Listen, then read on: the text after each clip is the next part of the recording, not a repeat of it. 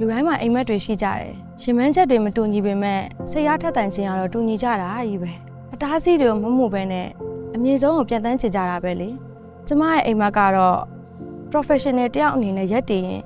ဘဝကိုမိသားစုနဲ့အတူတူဒိတ်ပဲရှိဖြတ်သန်းဖို့ပါပဲဘလို့ပဲပြင်ဘလို့ပဲအခက်အခဲတွေပဲရှိ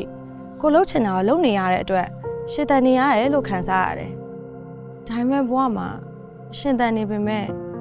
မရှင်တန်ကျင်တော့တဲ့အချိန်တွေရှိလာမယ်လို့ဘယ်သူကထင်ပါလဲကျမမှာကိစ္စယောဂရှိနေတယ်ဆိုတော့သိလိုက်ရတယ်လေဒီသက်ရွယ်လေးနဲ့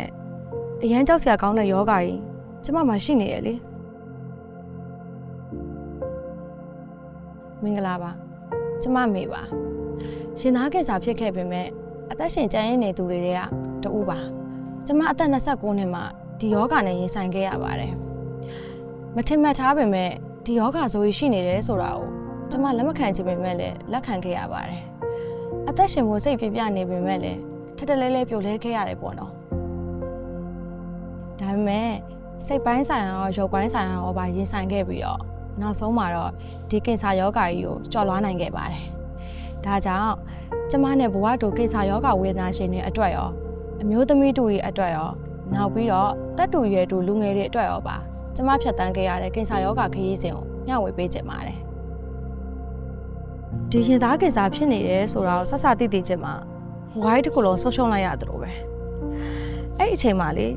စိတ်ထဲမှာအချိန်ချင်းတွေးမိနေတာတစ်ခုပဲရှိတယ်။အော်ဘာလို့ငါမဖြစ်ရလဲပေါ့။ဘာဆက်လုပ်ရမလဲဆိုတာကိုစဉ်းစားနေဖို့ထက်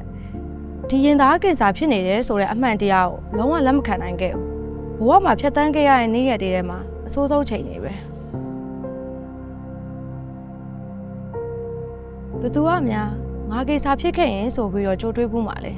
။လူတိုင်းတော့နေထိုင်မကောင်းဖြစ်ဘူးကြတာပဲလေ။ဒါပေမဲ့ဒီကိစ္စယောဂလောက်ထိဖြစ်လိမ့်မယ်လို့တကယ်ကိုကြုံမတွေးခဲ့ဘူးဒီလိုတဲ့ကိစ္စအကျိတ်ရှိနေပြီဆိုတဲ့အမှန်တရားကိုရင်မဆိုင်ရဲပဲနဲ့ကြောက်ရွံ့နေခဲ့တယ်ဒါပေမဲ့ငါဒီလိုပြိုလဲနေလို့မဖြစ်ဘူးငါဒီယောဂကိုအနိုင်ယူခြင်းတယ်ကိုချစ်ရတဲ့သူတွေနဲ့လည်းအကြာကြီးတူတူနေသွားခြင်းတယ်အဲ့ဒီရှင်တန်ခြင်းနဲ့စိတ်နဲ့ပဲကင်ဆာယောဂဖြစ်နေပြီဆိုတာကိုလက်ခံခဲ့တယ်ဖြစ်လာမဲ့အခက်အခဲတွေစိတ်ခေါ်မှုတွေကိုလည်းရင်ဆိုင်မဲဆိုပြီးတော့ဆုံးဖြတ်ခဲ့တယ်ဘလို့ပဲအတင်းကီမိုသွင်းတဲ့ခရီးစဉ်ကတော့တန်းနိုင်ခဲ့တာကြီးပါပဲလူရောစိတ်ပါဝေနာတွေခံစားရတာပေါ့ဒါမဲ့အရင်လိုကျမ်းမာပြီးတော့ပျော်ပျော်ရွှင်ရွှင်နေနိုင်မှုအခွင့်အရေးရှိရဲဆိုတော့ညှော်လင်းချက်လေးတော့ရှိတာပေါ့နော်မကြခင်လူကောင်းတိုင်းပြန်ဖြစ်တော့မှာချစ်ရတဲ့သူတွေနဲ့လည်းအသက်ကြီးရဲ့အထိအကြာကြီးနေနိုင်တော့မှာမိဘတွေကိုလည်းဦးမင်းမဆွတ်တဲ့အထိလှုပ်ကြွေးပြနိုင်တော့မှာလို့ပဲတွေးတယ်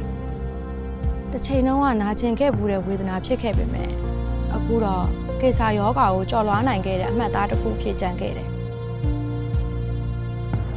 အနားမှာရှိတဲ့မိသားစုတွေတငယ်ချင်းတွေမိတ်ဆွေတွေချစ်ရသူတွေအကုန်လုံးကအားပေးဂရုစိုက်ပေးချစ်ပေးခဲ့တော့ထင်ထားတဲ့အများကြီးပေါ့နော်ပို့ပြီးတော့တန်မာလာခဲ့တယ်ဆေးကုသတဲ့ကာလကိုလည်းအကောင်းဆုံးကျော်ဖြတ်နိုင်ခဲ့တယ်ဒီလိုအခြေအနေဆိုးကြီးနဲ့ရင်ဆိုင်နေရတာကိုတယောက်တည်းမဟုတ်ပါဘူးအနိုင်ယူဖို့ခက်ခဲတယ်ဆိုရင်တော့လွယ်လွယ်နဲ့တော့လက်မလျှော့လိုက်ပါနဲ့ကျမကိုဆိုရင်အရင်အထက်ကိုပိုချက်တက်လာပြီခန္ဓာကိုယ်လည်းဂရုစိုက်တယ်ကျန်းမာရေးနဲ့ညီညွတ်အောင်လည်းစားတောက်တယ်ပြီးတော့ကိုယ့်ရဲ့စိတ်လေးအမြဲတည်ငြိမ်နေအောင်နဲ့အကယ်၍များမမျှော်မှန်းနိုင်တဲ့လောကဓာတ်တွေထပ်ပြီးကြုံလာခဲ့မယ်ဆိုရင်ဒီထက်ပိုပြီးကြက်ကြက်ခံနိုင်အောင်အကောင်းဆုံးပြုပြင်နေထိုင်နေပါတယ်ကျမအဓိကပြောပြချင်တာကကြိုတင်မှန်းဆလို့မရတာဖြစ်တဲ့အတွက်အစားတောက်နေထိုင်ရအစာဂရုစိုက်ဖို့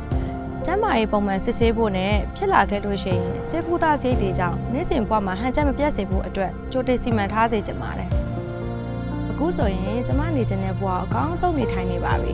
ဖြတ်သန်းခဲ့ရတဲ့ကာလတစ်လျှောက်ကတသက်တာမမေ့နိုင်တဲ့ဘဝရဲ့ပြဿနာတစ်ပုဒ်ပါ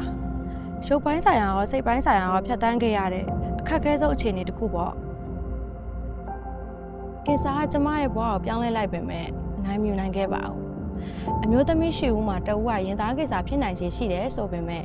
ကျမတို့လုံနိုင်တဲ့အရာတွေရှိတယ်ဆိုတာကိုဘွားနေချင်းပြီးသိလိုက်ရပါတယ်။မနှက်ဖြန်နိုင်ရမသေးကြတဲ့အတွက်ကိုကကျန်းမာရေးနေထိုင်မှုပုံစံရှိမယ်။ကျန်းမာရေးပုံမှန်စစ်ဆေးတဲ့အတွက်အကယ်၍ကိစ္စယောဂရှိတယ်ဆိုတာစောစောတွေ့ရှိခဲ့မယ်ဆိုရင်ကုသမှုအချိန်မီစတင်နိုင်မယ်။တစ်ဖက် မှာလည်းငွေကြေးအကာအကွယ်ကိုကြိုတင်စီမံထားနိုင်မယ်ဆိုရင်ကိစ္စယောဂကြောင့်ဖြစ်လာမဲ့တက်ရောက်မှုတွေစိတ်ပူပန်မှုတွေကိုအကောင်းဆုံးချွတ်ချပေးနိုင်မယ်လို့ကျမယုံကြည်ပါတယ်ကင်ဆာယောဂဟာတစ်ကမ္ဘာလုံးမှာသေဆုံးမှုဒုတိယအများဆုံးယောဂဖြစ်ပါတယ်အမျိုးသမီး၈ဦးမှာတဦးဟာရင်သားကင်ဆာဖြစ်နိုင်ခြေရှိပါတယ်ကျန်းမာတဲ့နေထိုင်မှုပုံစံရှိပါကကင်ဆာယောဂကိုတားဆီးနိုင်ပါတယ်စောစီးစွာသိရှိပြီးယောဂကုသခြင်းကအသက်ရှင်ကျန်ရင်းနိုင်ခြေ90%ထိရှိပါတယ်ကင်ဆာကုသမှုကြောင့်ငွေကြေးကုန်ကျမှုဝင်မပြည့်စေဖို့အသက်အာမခံကျန်းမာရေးအာမခံတို့နဲ့ကာကွယ်ပါ